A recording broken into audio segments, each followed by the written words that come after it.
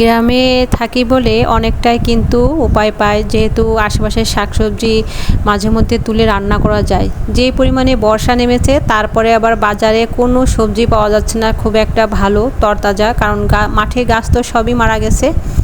আসসালামু আলাইকুম, আমি ফাতেমা হোসেন, এফএস বাংলা হাউস ব্লকে আপনাদের সবাইকে স্বাগত জানাচ্ছি। এই যে এটা কিন্তু আমার আগুন গাছ। আসলে আগুন বলছে এই কারণে, দেখুন ঝালগুলো কিন্তু সব পেকে গেছে, লাল টুকটুকে হয়ে আছে, আগুনের মতো কালার। তো একটা ঝাল গাছ, এই বোম্বাই মরিচ গাছ একটাই আছে আমার, আর বাকিগুলো মারা গেছে বর্ষাতে। তো মাশাআল্লাহ, এটাতে কিন্তু অনেক ঝাল, এত পরিমাণে ঝাল যে একটা তরকারি রান্না করলে একটাতে মানে একটা ঝালে একটা তরকারি রান্না হয়ে যায়।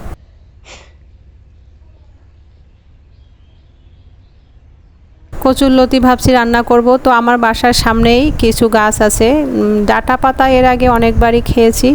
তো সেদিন দেখলাম যে এর গোড়া বেয়ে কিছু লতি বের হয়েছে। এখন যেহেতু বর্ষার সিজন, তো এই সিজনে কিন্তু লতিগুলো আসলে নামে। তো ভাবছি কয়েকটা তুলে নেই, নিয়ে যেটুকু হয় আর কি রান্না করব। বাসায় বেশি লোকজন নাই, আমি আর আমার বাচ্চারা।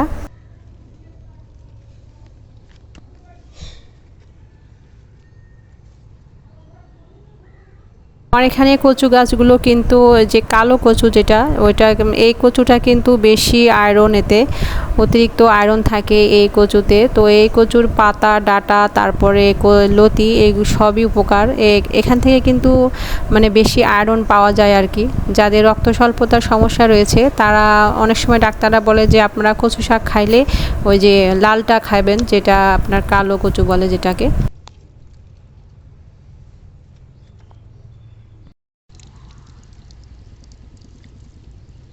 তো এবার আমি ছাদের পরে নিয়ে এসেছি এগুলো একটু ধুয়ে নেওয়ার জন্য, কাদাগুলো একটু পরিষ্কার করে তারপরে এগুলো কেটে নিব।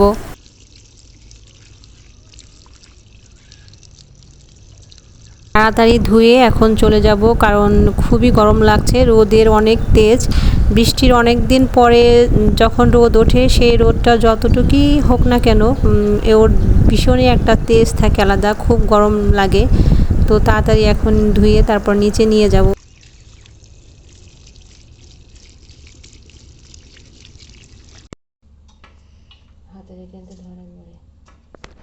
আমি এভাবে বটি দিয়ে কেটে নিচ্ছি। অনেকে আবার কি করে, লতিটা গরম ফুটন্ত পানিতে গরম করে তারপরে এর আঁশটা ছাড়িয়ে নেয়। তো সেটাও কিন্তু সহজ হয়, আমি একবার করেছিলাম, আসলে দেখলাম যে খুব তাড়াতাড়ি আঁশ ছাড়ানো হয়ে গেছে। তো এখানে আমি লতি কুটে নিয়েছি, সেই সাথে একটু পেঁয়াজ কুচি আর একটু আলু কুচি দিয়েছি। আমার আশেপাশে ভাবিরা কিন্তু অনেকে এরকম আলু কুচি দিয়ে দেয়, তারপরে এর সাথে একটু কাঁঠালের বিচি দিয়ে দেয়, খেতে কিন্তু ভালোই লাগে। তো আমি কোনোদিন রান্না করিনি, তো ভাবছি যে আজকে একটু রান্না করে দেখি কেমন লাগে।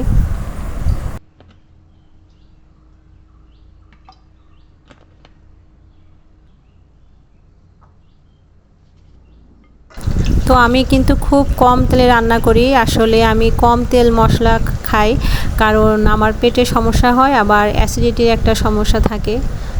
তো সবাই যদি আসলে ভালো স্বাস্থ্য, যারা সচেতন, স্বাস্থ্য যারা ভালো রাখতে চান, তারা অনেক সময় দেখবেন যে একেবারে কম তেল মশলায় খাওয়ার অভ্যাস করে, তাদের কিন্তু মানে শরীর স্বাস্থ্য খুবই ভালো থাকে।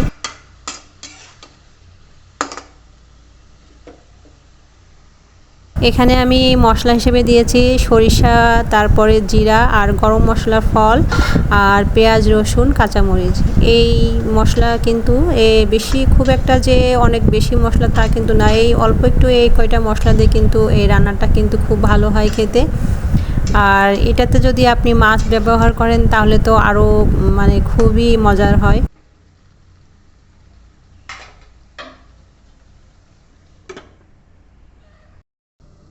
যে কোনো তরকারি আসলে খুব ভালো করে কষানো হলে এর স্বাদটাও ভালো বেড়ে যায়। তো আমি হালকা একটু পানি দিয়ে জাস্ট একটু কষিয়ে নিলাম, আর এখন আর একটু ঝোলের পানি দিয়ে দিব, মানে সিদ্ধ হওয়ার জন্য।